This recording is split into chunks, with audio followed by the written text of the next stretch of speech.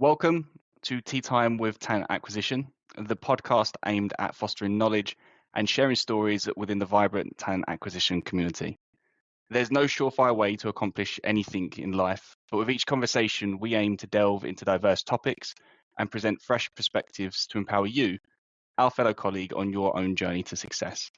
I'm your host, and for the next hour or so, I'm going to be joined by an agency turned internal recruiter who's now leading the global talent acquisition team since the beginning of 2023 for one of the largest music tech companies in Europe and potentially in the world, champion diversity inclusion, and then over the last 7 years refining processes and the awareness around this particular topic.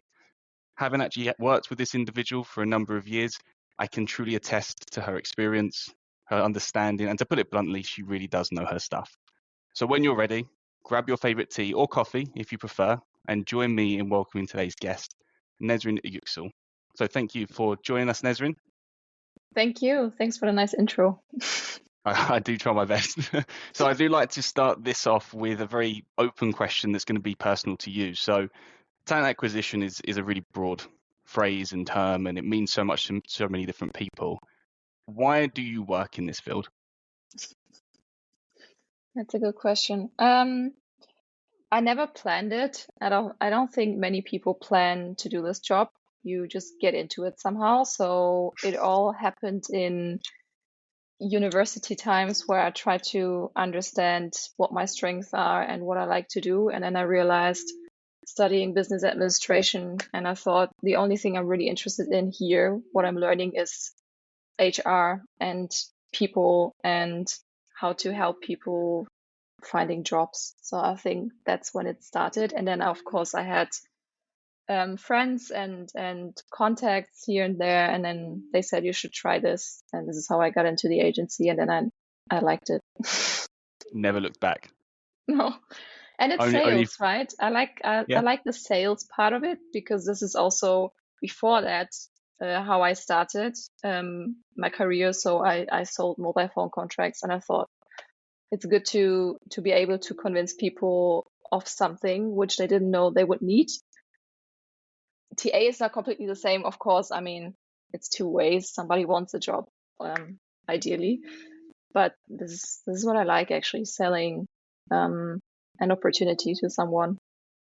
Yeah, it's probably one of the most humane ways of selling, and humane in the sense of we are always interacting with humans, and it's the only product that can change its mind. It's the only product that can think for itself, which, yeah, I mean, I absolutely understand that side of things. So as I mentioned, obviously in that introduction, you've got a personal passion for diversity and inclusion. So what got you into this topic in the first place? There is also, again, a personal story about this. And for a long time, I actually didn't realize it as that critical. Because honestly, also when I started in TA in the agency, it was never a big topic. We were always like, find the best person, and that's it. But in the back of my mind, because of the personal story I'm telling now, I thought it's really important and we have to do more. So before I studied business administration, I actually tried digital electronics first. By accident, I would say. So I got in there, and then there was just me and two other female students.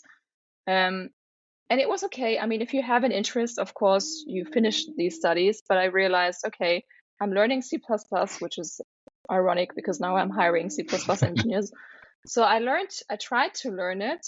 And I'm sure they could have done it really interesting, but it was not inclusive. Like the teachers, for example, they just had their one way of explaining how this works and all of the zeros and ones, and then they're like, and this is this. So I felt like it wasn't catering everyone's needs in how to learn the specific technology kind of focused topics, and that's why I decided not to do it. And I think, unfortunately, it's still the case in many universities. And of course, not just female talent, but any diverse and any kind of gender in this world, it's not made for everyone, and this could change and make things easier. But yeah, I'm not part of universities. But anyways, I wanted to say, what was the question again? Why is it important, I guess, from Oh, yeah. kind of how did you get into that aspect? And then, Yeah. but I mean, I completely understand that side of things. It's everyone kind of has a different entry into different topics. And I think the last couple of years, diversity inclusion has really had a very specific focus, starting mostly around women in tech, let's be honest, right? In our Yeah. kind of space. And now it's evolved, fortunately, to include other diverse groups and underrepresented groups. And that's how it should be. From our perspective, I got into it purely by chance.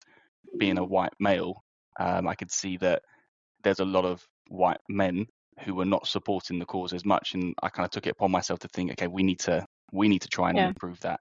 I think that's probably actually part of the reason why we started speaking all those years ago, anyways, around this topic.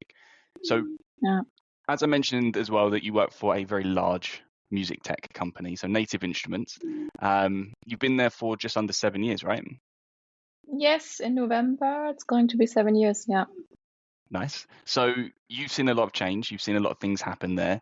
Since joining the organization, how has the diversity and inclusion efforts changed over time? Yeah, I think in the beginning, as I said, there wasn't anything in place. It was just, we post a position and then we wait, people apply, and that's it. But since I had this agency sourcing background and also working in startups, it's not the same, right? It's not like you post something and then hundreds of people apply in 1 week. So in startups, you have to find the people yourself because it's not a name always.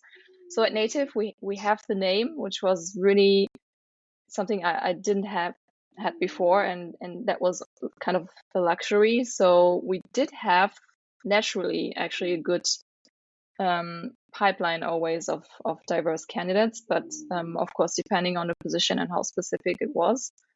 But more importantly, I realized it wasn't as international also as it is now, and this is something I'm happy I could also change in many teams. And again, having a startup background, it's just normal. Like you have really international people in a company, but also Native Instruments historically, it's a Berliner German company. Things were a bit more old school in the past. And they were looking more locally and not really opening up in every kind of city and country. So this is something really positive, which we changed. And then after that, actually, we looked into more initiatives and possibilities and ways to increase also our plan of diversity, because obviously international people just is not enough. So we need more KPIs to find them. So you kind of gone down this road of being a very local sourcing organization, broadening it out to that international element, and over the years then adjusting it to, okay, how are we going to go find specific groups? How are we going to help bring that talent into it? And where does this drive for change come from within the company? Is it driven by the talent acquisition team, top down from C-level, from the employees rising? What kind of preempted or not preempted, prompted, shall we say, that movement? It's a combination of everything. It's definitely also feedback we got internally from the teams, from every kind of department, and then it's feedback from outside. And obviously we're active also on Glassdoor, and we get candidate feedback. We put this all into consideration, and then it reached also the C-level many times. So we in the people team and also the people leaders actually made it a more important topic, and we said this needs to change. And of course, the C-level was also very interested in changing this. And we had to go through some difficulties also in the past. And it's a journey, right? So, we're going to talk upon how you get into where you are today, but there's no such thing as a finished article around this topic. But do you think the success that you have seen so far has been helped by having the C-level brought into the topic? Yes, I would say definitely, because sometimes in some organizations, the C-level is not very aware. It's not even their fault. Sometimes they just don't know because it's not on top of their heads all the time. But now especially, I can talk about the last few months, definitely.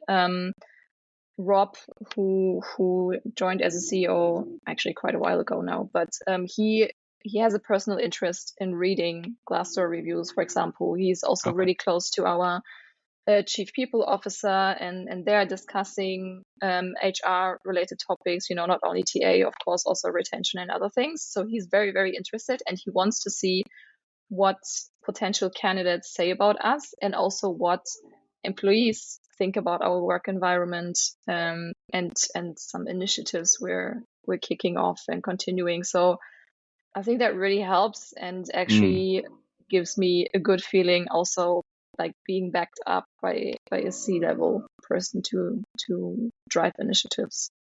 Well, it shows authenticity as well, right? So Rob sitting on Glassdoor, not necessarily sitting on Glassdoor, but you know what I mean. But by Yeah. actively approaching the people team and saying, look, this is what's happening, how are we adjusting this, what are we doing? And taking that active approach means that as a collective organization, it's probably not, oh, okay, we're just branding it as this, Yeah. because sometimes I do find that does occur, and it might be Mhm. an unpopular opinion, but I do find that some people in an organization will have the best interest to have a diverse talent pool, to really create a diverse organization, but then others will just see it as, oh, it's just a marketing ploy. Yeah. So it's obviously, if you've got someone from the C-level actively taking that approach and saying, actually, we need to be doing better, then I guess it kind of has that other look. Part of obviously what you want to talk about today is actually around sourcing strategies, right? So what's worked well for Native, and to hopefully give others who listen to this the opportunity to increase their pipeline and diverse talent pool. So obviously, for the sake of the sourcing strategies, you mentioned briefly about KPIs, right? So you said obviously having different KPIs. So I just want to touch upon them, I guess, first, because understanding what you want to achieve is probably is the first step, right? You can't go and find people if you don't know who you need to go and find. So you mentioned before about kind of that KPI element. Just touch upon it about who decides it, why are they there, and again, why are they important? Yeah. I would say it's actually us in TA. We have a green field, so we can decide a lot of things. And of course, we do our own reporting, and also research and looking into data. I know that in the past maybe that wasn't a common thing, but now Mm-hmm. also data and HR is super important. And we realize that as many tech companies have the same problem, and also in leadership, we Mm-hmm. don't have enough women, obviously. So we try to tackle this like always for every position. It doesn't even matter. I mean, maybe in HR it's the other way around. It's more Yeah, female than there was actually an interesting study that a guy called Matthias from Emnify, so he runs their talent acquisition team. He posted the other day, actually, is from LinkedIn, that it's actually the other way around. There's more yeah, female, more senior female applicants in the talent acquisition HR function for internal yeah. than male. So yeah, spot on. The element of obviously finding those KPIs, because you're saying talking about data. Can we touch upon that a little bit further? What data are you looking at, and why again is that so critical to deciding what to focus on? Yeah, so there is two things. So of course we look into generally how many people apply, what are the positions, Hmm. and then I mean we do not ask when people apply what's your agenda. Hmm. At some point we actually stopped doing that because it's voluntary. You don't have to tell us. And at the same time, I don't want to just focus it on that only. So Yeah. but at least we can then identify who do we speak to, how many people actually got forwarded to hiring manager screen, and so on. So the tool we're using actually shows all of that. That's one thing. And then we also look at the conversion rates, and we check out who did we actually hire from which Hmm. sources, and also what happens when they join the company, and we also do check-ins and what's their feedback on the environment we already have, because Okay. it's one thing hiring diverse talent, and the other thing is keeping them, and that in the end shows again a percentage of diverse and female representatives in the company, and that's for most tech companies. I think it's always below 20%. I don't know right now the Oh, wow. concrete numbers. I think Google has a higher rate. They do something a bit better. I mean, But it's probably the brand swings a lot and salaries, who knows? But yeah, it's Google. The tool that you use, what is that? it's Greenhouse. Oh, so they built that system into Greenhouse. Oh, excellent. Yeah. There's lots of reports. I'm trying to utilize this even more, because there's so much more we can look into. And I also know hiring managers and our C-level is really interested in understanding how we perform. And it's not only TA, it's also hiring managers who have a Yeah. responsibility. And this is also our job, educating them, helping them to understand what this all means. And then only then they realize, okay, cool, I need more of this data, especially engineers, they always want data. So this is kind of my mission to have it there if they want it, like an ad hoc service center. So you have this data that you've obviously collected now, and you're reverse engineering. So we got the data, then let's obviously go and create the KPIs. We need to be targeting this group of individuals, or we need to be upskilling this group. But when you first begun, the data, I'd imagine, was probably mismatched, probably not there. So the first initial initiative, was it very much let's just continue hiring, then collect the data and evaluate and adjust, or let's just make an adjustment and see the outcome and then evaluate? And kind of how did that first initial approach go? Yeah, I think actually it was more just let's just continue what we're doing. It was more like a gut feeling kind of thing, and improving things on the way. And then it really also depended on how much capacity we actually had to dive deeper and focus on these things. So there was always times where it was too busy, and we Yeah. just continued what we did. And then after a while, especially since the last 2 or 3 years, I think it got more structured, and we have the data now to work with. Yeah, I think too busy is almost a throwaway element. And not to discredit, it Yeah. does happen. You do get busy, don't get me wrong. But if a company is really having a genuine interest in creating a diverse employment force, an excuse of too busy shouldn't ever come up. So I'm glad, obviously, especially the last couple of years, that it's taken more of a focal point. So what type of strategies are we going to look at? So I think there's so many different ways that you can go and find candidates, different elements that you can do along the search. So talk to me, what's kind of the standout methods that have worked so far? Okay, so as I mentioned in the beginning, I really, really think sourcing should always be part of any kind of TA strategy. So that is something I specifically wanted to establish even more, because sourcing for us was, in the beginning, again, it was more like, oh, when I have time, an hour, I go on LinkedIn and search for something. But it wasn't very structured, and we didn't have KPIs in the beginning. And then things got more concrete, and we did some research and looked into many options, and we thought we wanted to have it realistic, but at the same time still challenging, because it's never easy.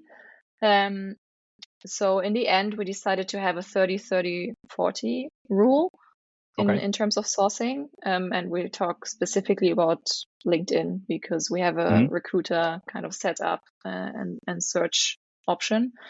So 30% female identifying candidates. Again, obviously, on LinkedIn, you cannot put in female, male, other. You cannot do that, but you see the profiles and you can assume what you're seeing and finding. And luckily, I actually like it that people put in kind of these pronouns and say Yeah, that's a she, brilliant. her, Yeah, that's a brilliant feature that LinkedIn added. To be fair, that really helps. yeah. So that's what we do. That's the 30%, and then 30% underrepresented groups. This can be people of color. This can be, again, different nationalities which are not represented that much at Native Instruments, for example. We are a bit creative with this, so this can also be different industries. Not a musician, no one from the music industry, and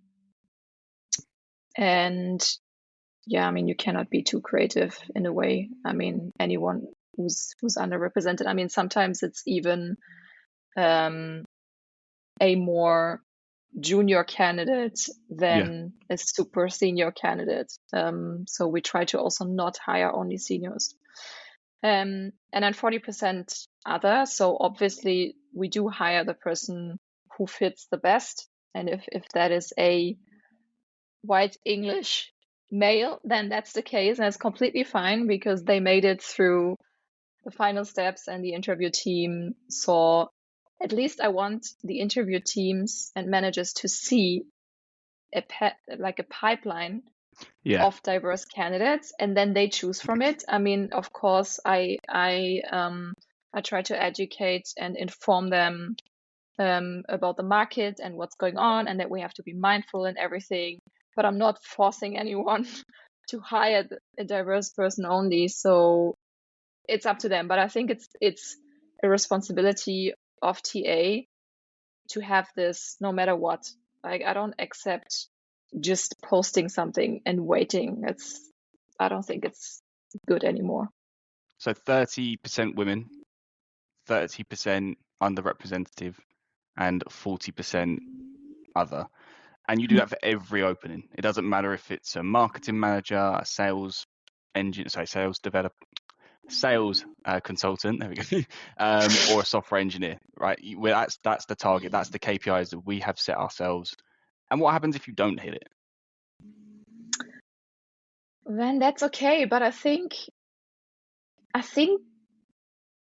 you might think you find people on LinkedIn, and then you might think, okay, that's it. I've seen all C++ developers in Berlin. There's nobody else, and I cannot find anyone else, any more females, which is okay. But I think there are creative ways to dive even deeper or be more precise about the tech stack and technologies and the keywords.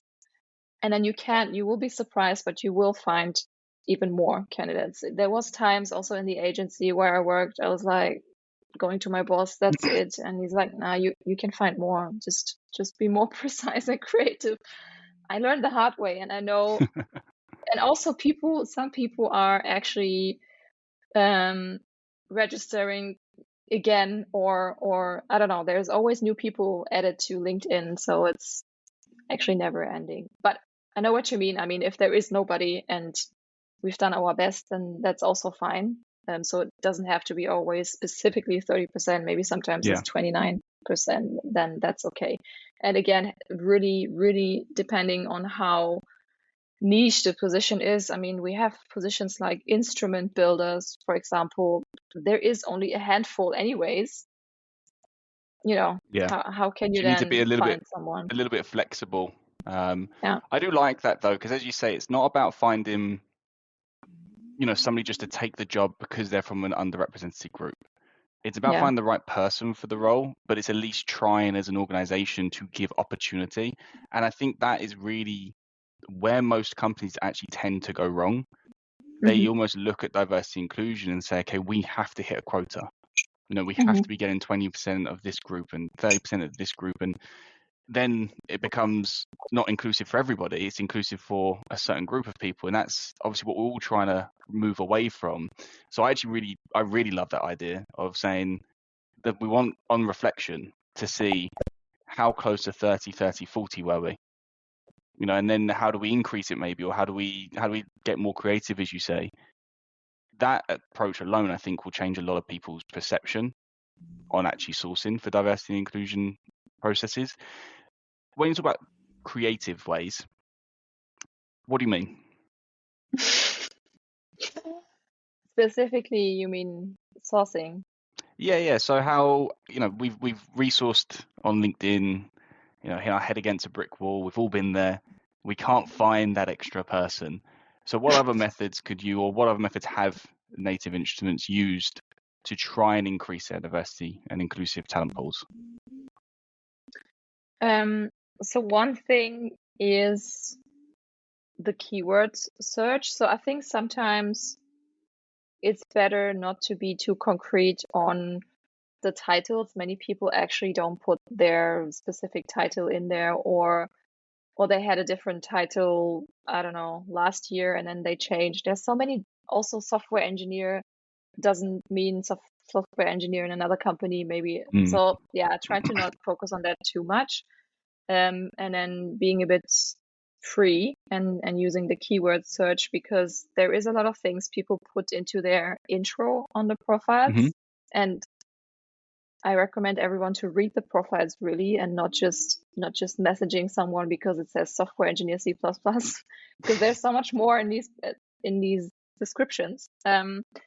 So yeah, and then we also realized if we need someone with a music interest, then even I don't know, sometimes putting in music production or music composition or something like that is hidden in the profile, and then we combine that with C++, or we don't say C++, but a framework which we use, which is connected to C++. Sometimes it's a Java developer who is diving now into C++. That's also completely fine. So being flexible and creative with that, and really trying to find these keywords which people put into their profiles, or just music, and then you will be surprised what you actually find in these profiles. But I don't want to be too specific about music, so yeah, it can also be. What examples have you got, I guess, to increase, I don't know, gender within your search? Because as you say, you can't search on gender, right? So what keywords have worked well to bring up the right sort of people that you want to try and at least converse with? Yeah. I think that would be people who are specifically interested in communities, or people who are in communities, because also on LinkedIn you find all of these organizations and communities. So sometimes you can actually put it on your profile that you're part of it. Or if you're not part of the specific community, even if you put in women in tech, women in music tech, women who code, something like that, that might be also visible in their profiles. And even if it's not a woman in tech who is putting this on their profiles, maybe it is a male who is interested in this topic. For me, this is also quite a lot. I like that when people are mindful like that, and they are part of this community, which means they support it at least. That's also good sometimes. But yeah, this actually worked in the past for us, searching like that. So be a bit playful with the keywords. Don't be too rigid on job titles, and then try and find hidden communities, guilds, as it were, that might focus on the niche that you want to try and represent or bring into the talent pool. So yeah, I think there's some really good communities, especially in Berlin. We've got Women Who Code. It's a fantastic group. We've got this isn't, I guess, for C++, but I think there's the Python ladies, something like that one. So there are these groups, and you are absolutely right. You see it all the time. Speakers, participants, and they're really proud of being part of those groups. So they put them on their profile. So it's and again, messaging them and saying, "Look, I've seen this. I'm interested in that," and then starting a conversation that way will be so much better than just saying we're looking for C++ or we're looking for this or let's have a chat, because you're connecting the dots for something that they're clearly passionate as well. Is there anything that I guess you could do maybe to the job description? around making it more inclusive, because job descriptions are wild, to say the least. Yeah. Some are fantastic, some are terrible, some are 2 lines, some are 75 pages by the looks of it, and they're just so diverse in themselves. So what can we do to try and create a job advert or we're not talking about job specification, a job advert that will hopefully then encourage diverse applicants to apply? So first of all, I don't know how other people do it. I mean, I do know some people I know, but we actually don't write the job descriptions in TA. We Okay. ask hiring managers to do that because I don't want a standard job description which I searched outside on the internet. I want hiring managers to know what they're looking for and to at least create a draft.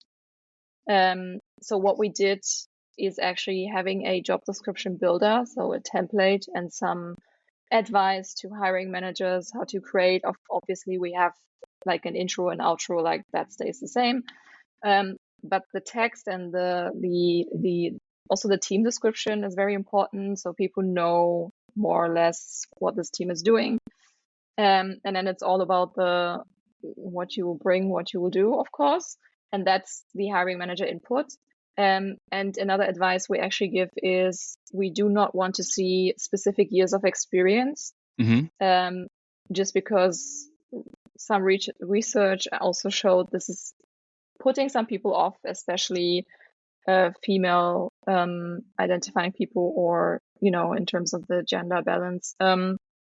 They might take it very, very seriously when it says 10 years and they only have 8 years, and they're like, this, I love the job, but I won't apply because I don't bring 10 years. And then you potentially lose a very, very talented person.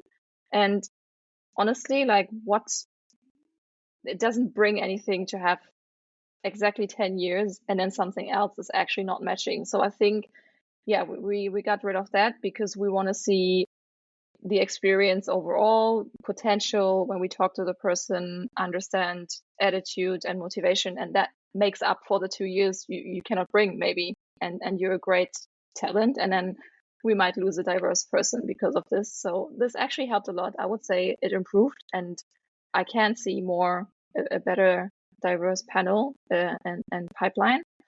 That's one thing. And then also before we post the position, it always goes through a gender decoder. There are some tools online, and we're using those, and you will be surprised what it analyzes. And there are some specific words which doesn't sound very friendly maybe or inclusive, and then it also suggests other words you can use to soften it up and to make it sound friendlier for all genders. This really helps, and it's also appreciated by hiring managers. If they don't do it, I'll double check. I do it anyways, but then in the end we have the complete job description, and I'm happy to post it. But I go through it obviously when they write it, and then I know it's TA proof, and I can post it. TA stamp. So we have the template that you create. They will go and populate it with the skills that they need, so they then actually know what they're looking for. Remove the years of experience to increase the talent pool.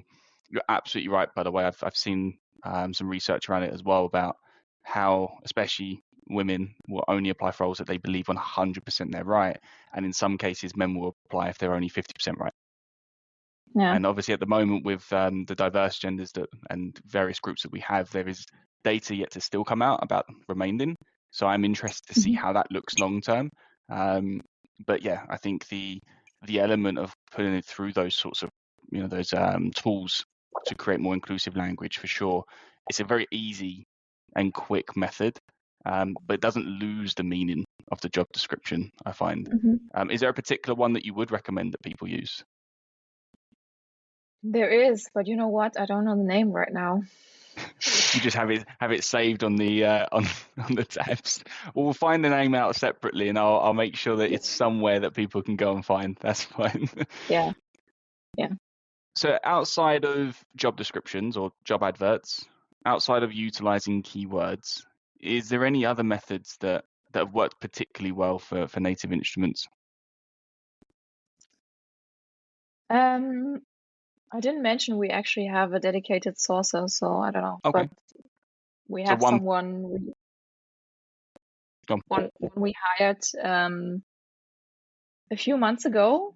We had one previously, and then we went through some change, and then we didn't have one. And then, when I actually took over the team lead responsibilities this year, I said, okay, we need this now again, and please let's keep this person. But we thought it would be better to have a working student who is really, really interested in learning more about sourcing. So we actually train him. I think he's close to hiring a sourced person, Excellent. hopefully this month. And he's studying psychology, so he has that interest anyways in understanding people. So it helps him a lot, like, going through, how it is having so many interviews and trying to understand people and asking the right questions. This is a good learning for him. Super smart, and yeah, I think that's a good investment anyways, having a sourcer. So yeah, there will be more initiatives and more projects we're going to work on. Also outside of sourcing, thinking about more communities to work with. And yeah, this goes to other topics like events and communities now. But I think the sourcing topic was that, more or less. Yeah, I guess obviously events and communities kind of tie into it, right? Because although you're not actively sourcing for individuals, you're there. It's not direct selling, it's indirect selling, obviously. So tell us a little bit about what those communities and partnerships that you have and how they've worked, or how are they working, shall we say? So sometimes it's not planned, and there is also, for example, our marketing teams and who are working also with social media and communities. There is something coming up, and then we say, yes, sure, yes, let's also use it for talent acquisition. Okay. And then we jump in and help out. That's just sometimes ad hoc, not planned. But then on our side, there is two things. So we always try to organize internal events. And then we try to host events whenever possible. We have a great native space. We call it native space, Native Instruments working. It is very good. Co-working space. I was going to say, I've been there. It is very good. I do attest to that one. Yeah, it's very, very good it's also big enough for hosting, and just showing people around. We have also, the jam room. We have a DJ booth, so it's fun as well. That's the second thing. And the third thing is also collaborations with panel discussions, for example, focusing on specific interests and topics. And last year, the one we organized was about careers in music tech specifically. Because I think, and I know there are some people out there who think it's an exclusive music environment and they have no chance to join this group. But it's not the case. It's definitely not the case at Native Instruments. Like I said, we do want to be open and accessible for any kind of person who's interested in joining. And but yeah, we wanted to open this up, especially also for students and people who want to start a career and are interested in music tech. And then we had different female leaders also on the panel from within the team, from all kinds of levels. And it was, I think that was streamed. That was still COVID times. That was streamed and on site as well. There was two options. That was great, and I got good feedback. And we had really people from everywhere and very diverse. So we will do more, I think, of that. And then we hosted an event with Women Hack. They are also a global community. They organize this kind of speed interviewing events, especially for women in tech. And there we hosted it the first time. I just wanted to see how things go and if I like it. And it was super successful. So many people we did it in Berlin first, and we also had the chance to give an introduction about Native Instruments. Many people, as I say, they don't know the company if they're not musicians sometimes.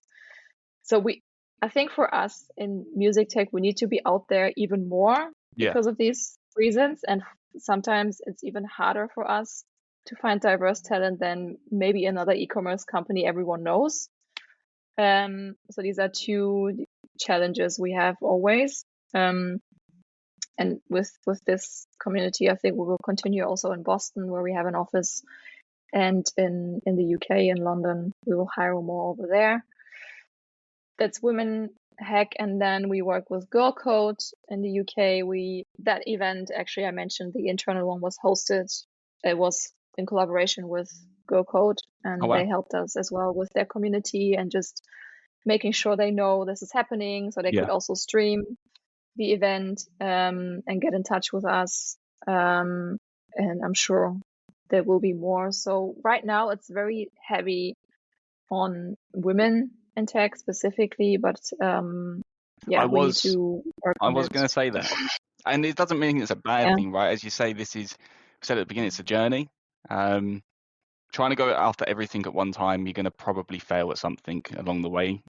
Trying to identify, and once you understand how it works in this domain, then you can essentially then hopefully take that success and learn quicker and move faster. I love the fact that you are using communities as well, because it's an element of branding awareness, but also it just means that, as you say, there's specific groups that support these underrepresented people. So let's work with those groups, give them more of a branding awareness. Having their name attached to Native Instruments is just as important as you trying to utilize that network. More people are going to end up finding them, which means more people are then going to be in that group for the future companies. So I really think it's a great idea. Again, coming with obviously the events thing, I know a lot of people want to do them. Not everyone has the luxury of a very good space. So let's say a company want to be part of this, but they don't have, like I said, the luxuries that Native Instruments has. How do you think they could kind of still be involved? I mean, I'm just thinking, if we didn't have this space, I think, obviously it's also depending on your budget and what you want to do. And I think it needs good research, understanding what are our needs and which communities represent that. And if you want a good kind of outcome, then I always check how big these groups are. I try to get, when I contact these communities, I try to get some kind of stats and data to understand what happens in these events, how many people actually come up, and how many people maybe get hired, or what's their best practice and data. And then I collect that. There is so much, actually, so many in Berlin, so that's why sometimes it's hard to know which one should I try. And then again, sometimes it's a budget question, but I would do that. I would still first do that research and understand, and then sometimes you just have to try it out, and then obviously you go to that venue if you cannot host it here. Sometimes it's even digitally, it's maybe easier. You try that first and see if you like it, and then I think this is how we did it, and we established this kind of group of communities and partners, and we actually want to continue with universities as well. That's a huge opportunity, getting more working students into the company and interns and offering learning. And it also showed in the past there's so many people who started as interns and now they're still in the company and really successful, especially also for diverse talent. I explained my university C++ experience. If we could go in there, or I can go in there and say, I know how you feel maybe, but this is Native Instruments and we offer XYZ, and come in and have an internship with us. Maybe that even helps. I think that's additionally to partners and communities, universities are important, I would say. I think what I'm hearing there is just get stuck in. Even if you don't have the space, even if you don't have the biggest budget, go and see these events, start networking yourself, find the founders or the group leaders, understand what they want to achieve, see if it's a good partnership to have, and just get stuck in. There's a lot of things Yeah. hold people back, and they say, we want to do it, we want to try that, but the space isn't good enough. We don't have a big enough office, and we've, here at Perisis, we've fallen victim to that as well in some regard. Putting projects off because we thought it has to be perfect. When in reality, we're dealing with an imperfect world, and it's about just moving the needle as much as you can, a little bit at a time, until it gets to where you need it to be.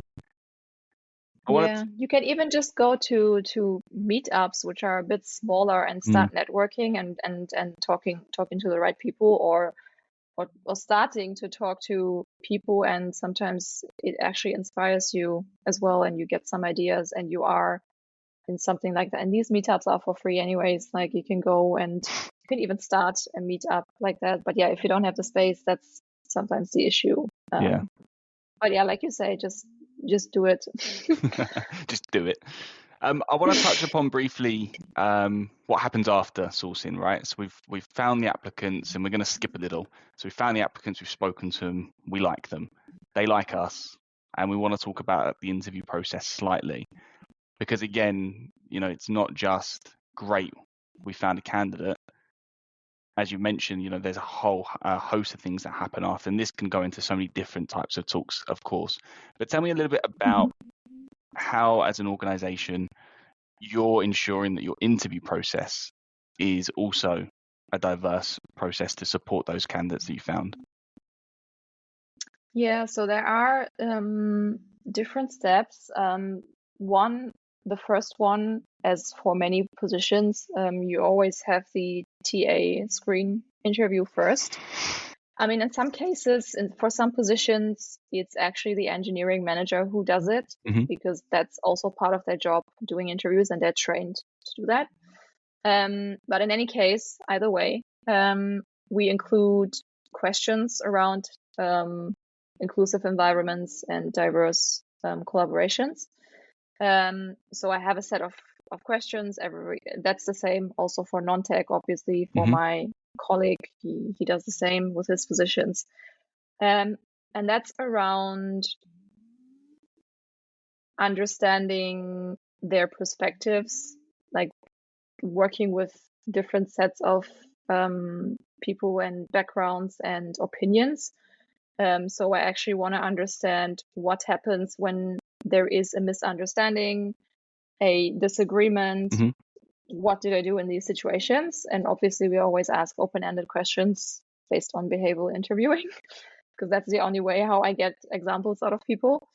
And then additionally, it really depends on answers, of course, but I also want to know, like, was there any time where you supported maybe an underrepresented colleague, a situation which you observed, and what happened? How did it help the situation overall? So, of course, sometimes these questions are hard for some to answer. I don't think everyone expects it in a TA screen. Maybe they're like, where do I find this example now? That's why I don't want to be too strict on, give me an example of a diverse colleague or something, somebody you supported, but rather different perspectives, because that's also what research shows, right? So you have a diverse team, people with different backgrounds and opinions and ways of working specifically, which is good, and it makes it more productive. But at the same time, there will be maybe more discussions than with teams which are thinking the same and are all the same, So, but it's a good thing. You can discuss. You just need to be able to be respectful and understanding, and know how to communicate. And this is what I want to see, how these people manage to get out of this maybe uncomfortable situation, and solve it, and everyone has kind of is on the same page in the end. I think this question is very important, because otherwise you're not going to be able to work at Native Instruments, unfortunately. So you're really intentional with like asking around diversity, inclusive questions, and seeing how they're responding. And you're absolutely right. I've never heard of another team that asks it like that. around behavioural-based questions, and you're absolutely right. It would throw me off, but not in a bad way. You know, as you say, it's how you want to see how they're going to respond, how they deal, what do they bring to the surface, and I think also it can tell you what do they see as an underrepresented group. You know, because if they then bring up something that you also are experiencing or have experienced that someone else has said in that team, and then you know there's a little bit more in common with those individuals than just, hey, we're good engineers or we're good salespeople or good marketing people. I really like that. I think that's the element of taking it out of the marketing branding world and bringing it to actually trying to do what you say you're doing. You know, not just because Yeah. LinkedIn wants us to say we're being diverse, but because we actually believe in it. We're going to ask everyone these types of questions, and we're going to see how they respond. And as you just said, if it's not in the right way in terms of they're not open to that, it's not going to work. And you can tell that from that first call. How did you find? And that's also, yeah, sometimes I think because we are the experts in TA, we have to be very clear with hiring managers, because I had cases where they saw a CV and they said, this person is perfect. I want this person. Please talk to them, and then I will have an interview. And I did that. You know, I had my first interview and asked these questions. Also, I'm very strict with 30 minutes and try to be very focused, because it helps in the end also for candidates to be more focused. And that's another part. Like, if you talk along and you know, you don't stop, it also shows me a little bit of, okay, time management is a bit different maybe for this person. Anyways, but in this one specific case, I said, I'm sorry, I cannot forward this candidate to you. Communication, collaboration, you know, diversity aspects that are just not met. I don't care if on paper this person looks perfect, because reality is this person wouldn't fit, and they would also not be happy in this kind of environment and culture. So we don't do anyone a favor. And then maybe some hiring managers will be a bit disappointed in the beginning, but in the end they trust us and they know, and they say, okay, that's fine. We'll find somebody better. I think that trust element is the key part there. You know, they trust the talent acquisition team, and they have to let you do your job.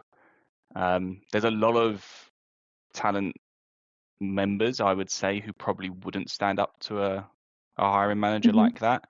More especially if it's like a CTO or a CEO or a CFO or something. You know, they'll in their mind thinking, okay, I'm being told what to do. But then the very best that I've ever worked with have always gone, no, this is what we're trying to accomplish as a business.